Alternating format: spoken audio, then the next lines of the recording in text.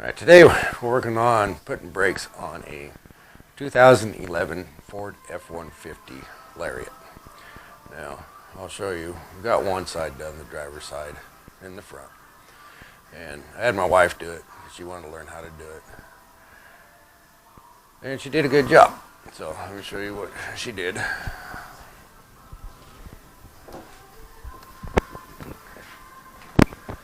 So, got the new rotor on it.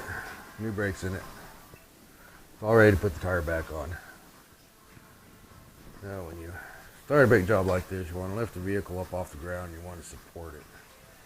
Now, if you're using jack stands and you're on dirt, even if the dirt's hard, I would recommend putting some kind of a base under it so that the jack stands don't sink into the ground and the vehicle fall off of them. So as you can tell there, I put them on a piece of wood I got from a construction site. It's a part of a header board, I do believe, and it works great for a solid base for the jack stands, and that'll ensure that it doesn't sink or fall or slide or anything. So once you get that done and get the tire off, then you can start taking the brakes apart. So what I'll do is I'll go ahead and go to this other side, and we'll start working on this side here, and I'll show you the process of it. So before we get started on this side, one thing I wanted to point out is some of these newer vehicles, they have kind of chrome plated cover on it. I think it's more of aluminum than it is chrome. So if you look at this wheel here, you can see them on here.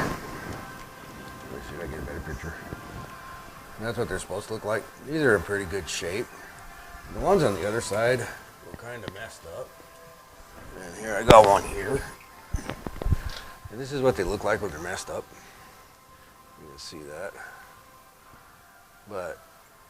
And all it is just a thin cover. And they sometimes get stripped out to where they'll start spinning on the lug nut itself. Or they get mashed up bad enough you can't get a socket on it. Now, in order to get those off there, one way you can do it is to take a hole saw. This one I do believe is an 1 1/8" hole saw, and this will fit right over the lug nut, like this. And then all you got to do is drill through it a little bit until that cover comes off. And when that cover comes off, my camera right. It's going to look like that. This one here. Now the thing about doing that is these are 22 millimeter. Once you take that off of there, this one here is a smaller size. It's bigger than a 21 and of course smaller than the 22. So a 13/16 will fit on this. It's a little loose, but they work. So I wanted to point that out so that you know that you can get those off pretty easily. Now on the other side, we had to do all of them because they all look like that one I just showed you. They were all mangled up, and I had to use a hammer and pound the socket on to get them off. But now that they're fixed, they should be good for now. I got the lug nuts off of this one, so we'll get the tire off. And it's being kind of stubborn, so I'm going to have to hit it with a hammer. But we'll take it off and get these brakes replaced.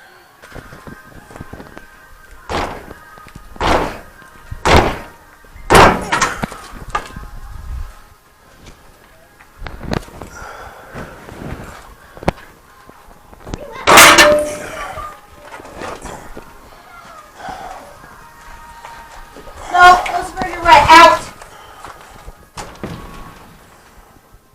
I picked him up, threw him in the pool. Alright, let's see.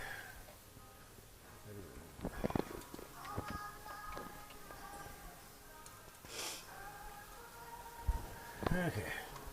Now the next step, we need to take these bolts off here. Let's see if we can see them. Now this one right here. Another one. There it is. Let's see. Down here, so you can see that.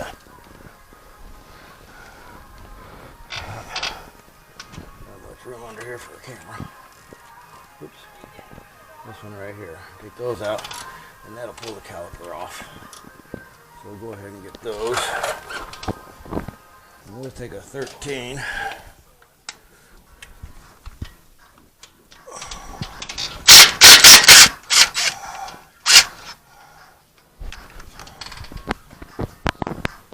These are usually not very tight. You get stuck in a socket.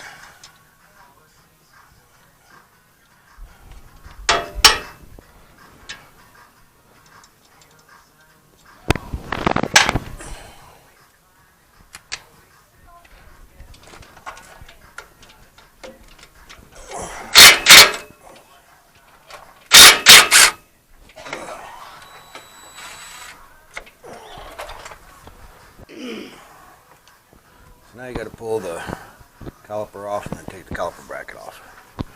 So the caliper is usually pretty easy to take off.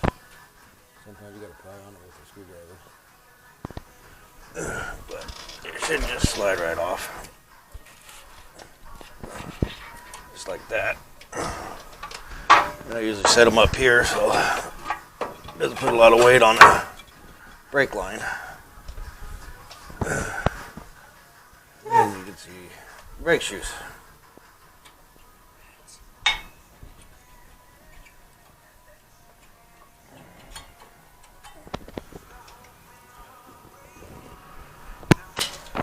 That was almost my toe. Can I say Mom had maybe? Better not, dog. Alright, now to get the caliper bracket off, there are 2 bolts here you gotta take off. This is one of them, and there's another one down there. Once you get those off, the bracket just basically falls off.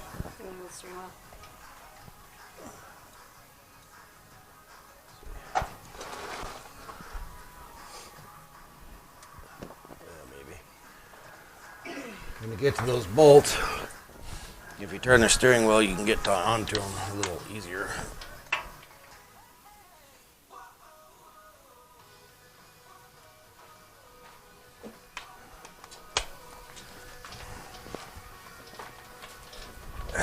And then you get right on them.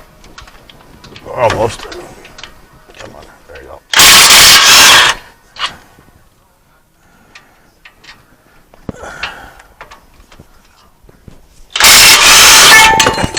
Like I said, it falls right off. You did the same thing I did. Little home dot in there. Then just pull the rudder off. You're ready for the new one.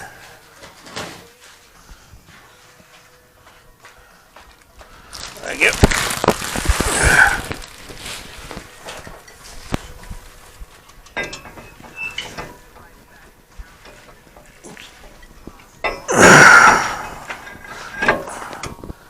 Once you get that on there, you can go ahead and put your bracket back on.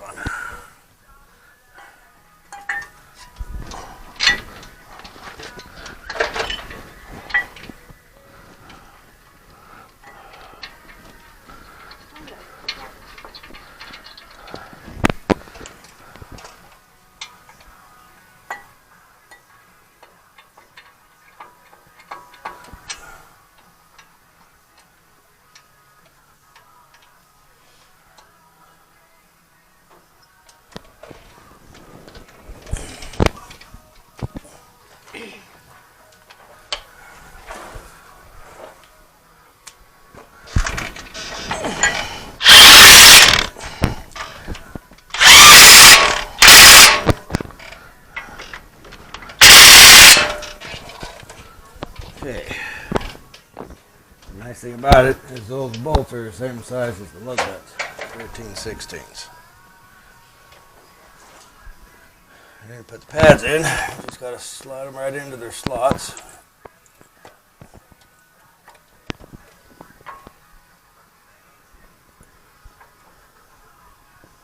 Just like that. Another thing you're gonna have to do is to compress your caliper. And that means you got to push your plungers in so that it'll fit over your new brake shoes. Now the best way to do that is with one of these caliper compressors tools. I just squeeze on there. Now you want to take your old brake shoe, stick it in there so you don't screw up a new brake shoe or your pistons. And just brace that in there. Now since this is a dual caliper or dual piston caliper, you might have to walk them in if you don't have two of these tools, because it'll start going in crooked.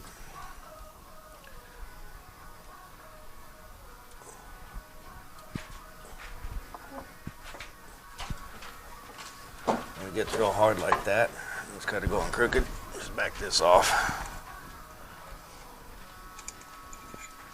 And move it over to the other side.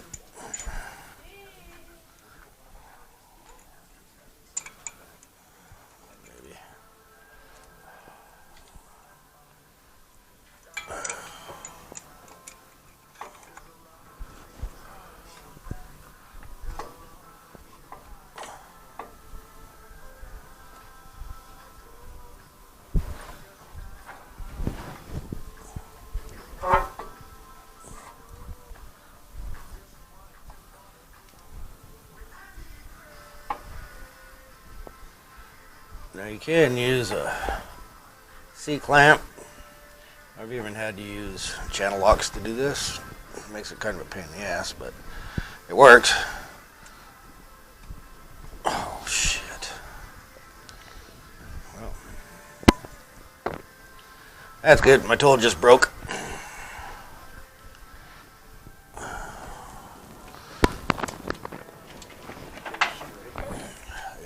Yeah, I probably broke it when I did the other one.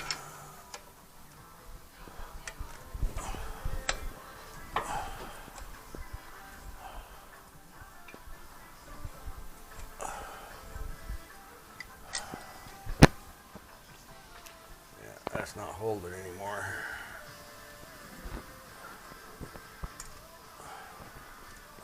See, the whole thing's turning. Well, I guess I'll show you how to use the C-clamp. Let me go get one. And it looks like I don't have any that's big enough. Huh? Well, where they're at.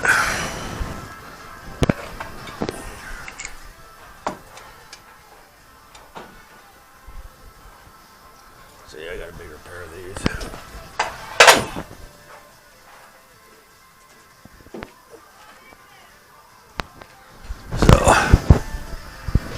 Get a bigger pair of channel locks. So this is how you do it with a pair of channel locks. If you have a big enough pair of channel locks.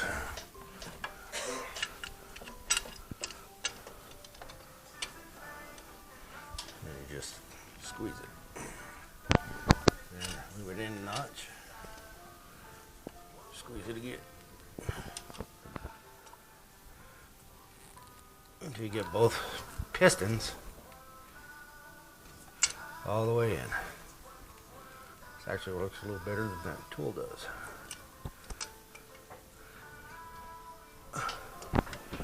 So, once you got that, then you should have enough room that that'll slide over the new brakes. Oops. Make sure you don't twist your brake line. When you do this, then it should just slide right over this. Now you might have to push these in a little bit to get this to line up. Once those are in, line up your bolt.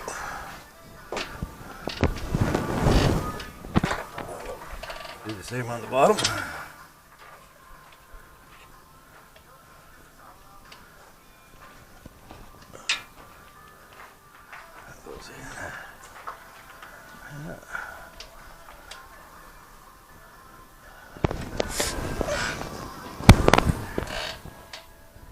Now these you don't want to over super tightening, so you want to kind of take it easy if you're using an impact or some kind of air tool.